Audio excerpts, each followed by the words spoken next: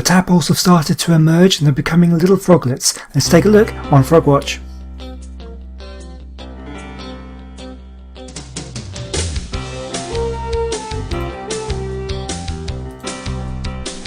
So here you can see the first little froggy. Last episode we saw a couple of frogs that had the back legs only. So this is the one that's been the most advanced, and you can see him crawling up the side of the aquarium tank there. Let's take a bit of a closer look. So they're quite adept at climbing up this the side of the tank, so we need to make sure that they're not going to escape. And we can have a look down there. There is one more in here that has a bit more of a tail. We can see if we can have a look and see if we can find that one as well. But they're the first two that will have emerged. I've got some pictures here which I will put in onto the video now. So we can see, again, climbing the side of the tank. They do like to climb. And you can see the two of them together right on that central rock. You can see one's got a nice long tail. There's the close-up, the one with the longer tail. He's only just emerged. That's the first time he's emerged. And here's the other one, ready to climb up the side of that tank again. So unfortunately, those two little frogs that we saw, they emerged on a Friday afternoon just as I was about to go home for the weekend. I left them food and I put a lid over the tank. But when I came back on Monday, they were gone. There was just no sign of them. I don't know what happened to them. It's possible that they managed to squeeze out in between the top of the lid and the tank. There were a couple of gaps. They may have been able to get out. Or it's possible that they died for one reason or another. Perhaps they drowned or they starved. I really don't know. If that happened, then they probably would have been eaten by the other tadpoles and the other life that's in there. But there's just no sign of them. I've got no idea what happened to them. Unfortunately, it's the sort of thing you need to expect a few casualties when raising tadpoles. That's why the frog lays hundreds and hundreds of eggs, because only a very small fraction will survive to adulthood. So unfortunately, we've had the first couple of mishaps. But hopefully we won't have any more. But there are some more frogs which have beginning to emerge, and so let's take a look at them now. So in an effort to keep a close eye on the frogs as they emerge and give them a safer environment, I've made the second tank up. So this one's kind of a half and half setup. It has water on one side, leading up to sort of a sloped beach and a large sort of land area made up of this gravel and a few sort of stones.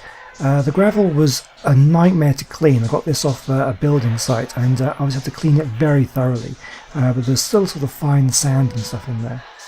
But anyway, I've got it all sort of cleaned up, so this is our first little froggy. It still has a nice long tail there, so he's just about ready to emerge. So I'll pop him in into the water there, and you can see straight away he goes over to the stones and pokes his head out of the water and starts to breathe a little bit of air. So during this time, the gills are beginning to turn into lungs, and they will be breathing air more frequently.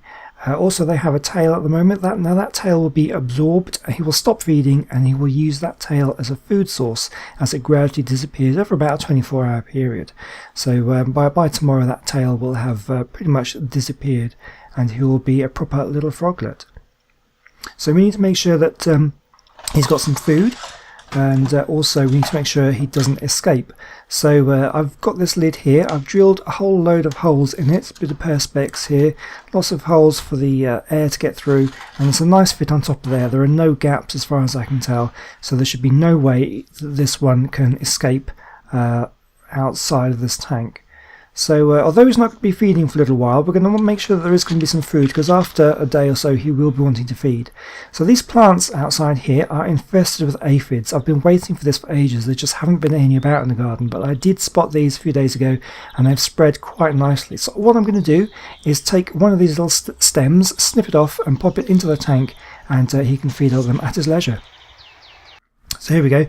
You can just see this little stem here. It's got a few on there, not too many, but he doesn't need too many to begin with.